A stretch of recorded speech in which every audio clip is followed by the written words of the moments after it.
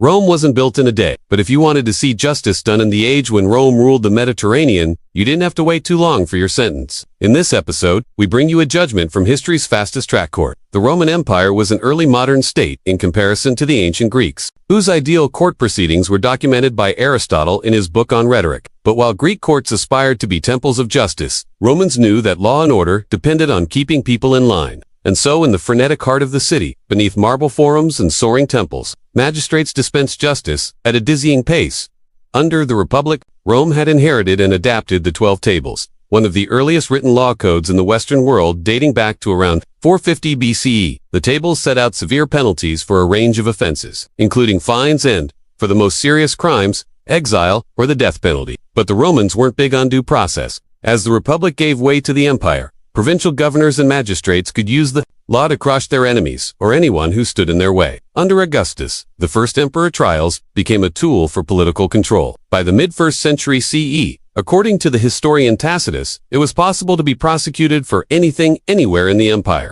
A convenient way of silencing critics and rounding up potential rivals, defendants could be paraded through the streets in shackles, their accusers egging on the crowd. In the heat of the moment, a senator might demand punishment, torture, to extract a confession. The lowest social class in Roman society received the worst punishments, often beaten with rods or flogged with leather straps. They might be thrown into dark, dank dungeons, left to die of cold and hunger. If they survived, they would likely die on the execution block. But torture was not unheard of for free men either. Under Nero, the rich and influential were put on trial and executed, including the emperor's own mother, Agrippina the Younger, and his wife, Poppaea. Once found guilty, the condemned were escorted through the forum, the center of Roman public life, towards the place of their punishment. This was a kind of victory march for the accusers, and a humiliating experience for the condemned. Men, women, and children crowded the streets to get a good look at the shameful spectacle. But let's say you were innocent. Well, your fate wasn't much better, because the whole purpose of these displays was deterrence.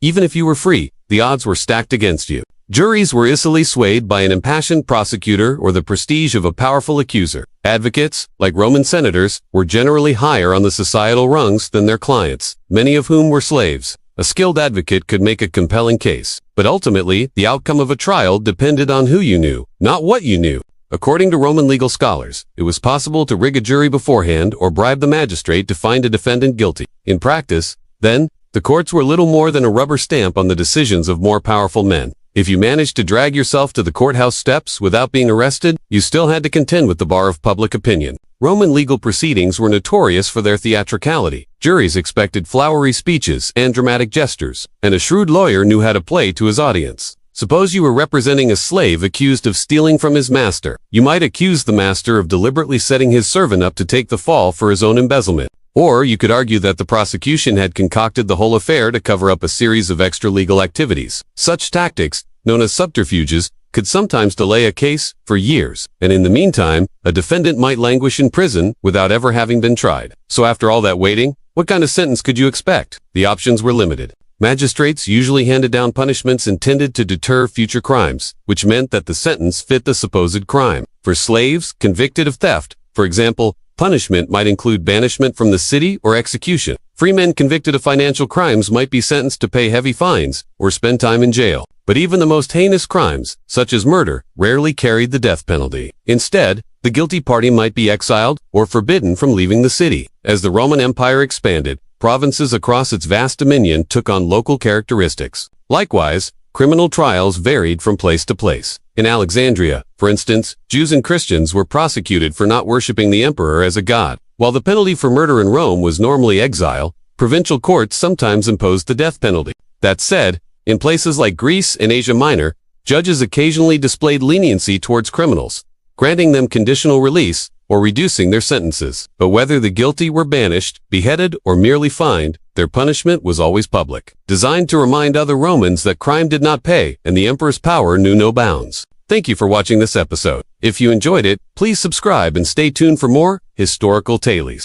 Rome was a city obsessed with honor and order, a place where public executions were as common as traffic and as entertaining as football matches today. Spectators would flock to the Colosseum to watch men fight to the death, not because they were particularly bloody, but because it was considered a respectable and even educational pastime. In fact, one Roman senator said that going to watch a good fight was just as important as going to a good party. But all that bloodshed had a purpose: to remind Romans that in their great city, mercy was a luxury the powerful could afford, but everyone else had to earn. It was an intoxicating, heady mix of violence and spectacle that set Rome apart from other cities in the ancient world. In this chapter, we will look at one of the most infamous spectacles of all, the condemned to the beasts. As spectators crowded into the Colosseum to watch men and animals kill each other, they were about to see death from up close and personal, and there was no escape. By the time the Roman Empire was in its glory, the condemnation to beasts, or damnatio ad bestias, had become one of the most feared and anticipated punishments in the empire. It didn't matter whether you were a Christian, a foreign captive, or a slave. If the emperor or the ruling class wanted you dead, you would be thrown to the lions, so to speak. In the days leading up to the event, the condemned would be paraded through the streets, naked and covered in oil, or honey. This was done to humiliate them and to make sure that everyone knew what was going to happen to them. The crowds would often throw fruit and other objects at the condemned, and sometimes they would even be forced to fight in mock battles with wooden weapons. At dawn, the condemned would be taken to the arena. There they would be given a wooden staff or a rusted glass, and then they would be herded into the center of the arena, with the cages of lions, bears, leopards, or even elephants. The gates of the arena would then burst open, and the crowd would roar as the lions lunged for their prey. The whole event was designed to be as terrifying as possible for both the condemned and the spectators. The lions were often starved for days before the event, so that they would be as hungry and vicious as possible. The crowds would cheer as the lions tore their prey to pieces, and the condemned were given no chance of survival. Some condemned managed to stumble across the sand for a few seconds or minutes, raising their arms in a futile defense as the crowd watched intently, enjoying the hunt. These shows were not only a form of entertainment, but also a way of showing the power of Rome.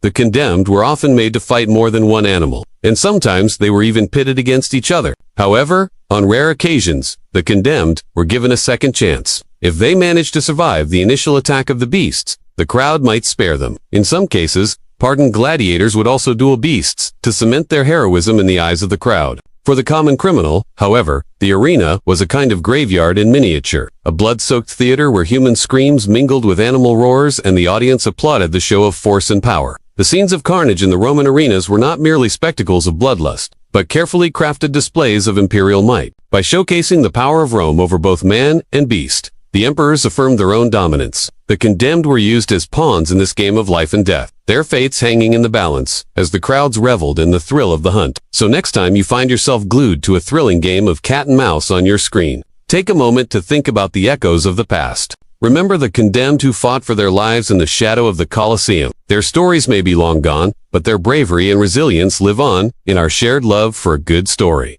Hey guys, thanks for watching. Please don't forget to share and like. Until next time, from the darkest pits of human history comes a chilling spectacle, a punishment so gruesome it makes the blood freeze in your veins. Today, we delve into the horrifying tales of two such punishments from ancient Rome, each more terrifying than the last. Our first horror story takes us to the heart of ancient Rome, where justice was served with a side of barbarity. Picture this ponacule, otherwise known as the sack of the parricide. In the annals of bizarre Roman punishments, this one takes the crown. But hold on tight, because what follows will leave you speechless. You see, back in those ancient times, killing one's father, mother, or close relative was considered the ultimate sin. It was a cosmic violation of the sacred bond of family, and the Romans took this sacrilege to an unimaginable extreme. Those found guilty of this heinous crime were sewn up in a leather sack, along with a menagerie of live animals. Typically, a dog, a rooster, a viper, and a monkey. Talk about a wild ride into hell. This concoction was then tossed into a nearby river, leaving the condemned to a fate worse than death.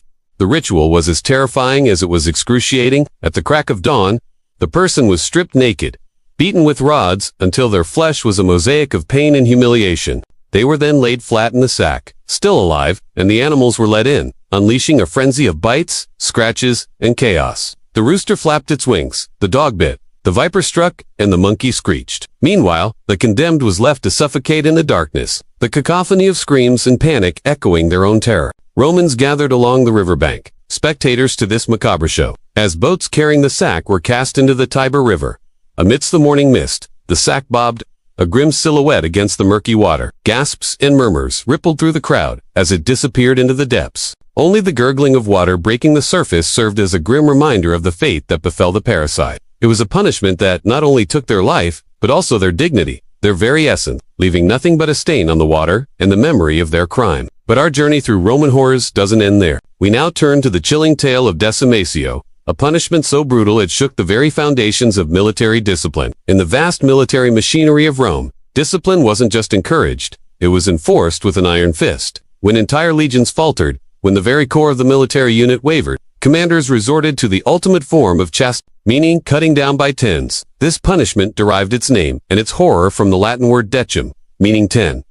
There was no trial, no appeal, just blind obedience and brutal efficiency. Soldiers were grouped into tens, and a lot was drawn, determining their fate. The unlucky ones became the lot, retreating man, while the rest were bound. The chosen soldier, the lot, was then killed by his 9 mates, armed with nothing more than wooden clubs. The horror of decimation lay not just in the taking of life, but in the cold, calculated manner in which it was carried out. Each soldier taken was a brother in arms, a comrade in the face of danger. But when discipline faltered, camaraderie was cast aside and replaced by a chilling duty to punish. This macabre lottery ensured that every soldier faced the possibility of death, fostering an atmosphere of perpetual fear and unquestioning obedience. For the condemned, there was no glory in death, only a brutal end at the hands of those they had fought alongside. And so we come to the end of this harrowing journey through the darkest depths of ancient Roman punishments. If you found this video intriguing and informative, please don't forget to give it a thumbs up and subscribe for more. Also, be sure to share this spine-chilling tale with your friends and family.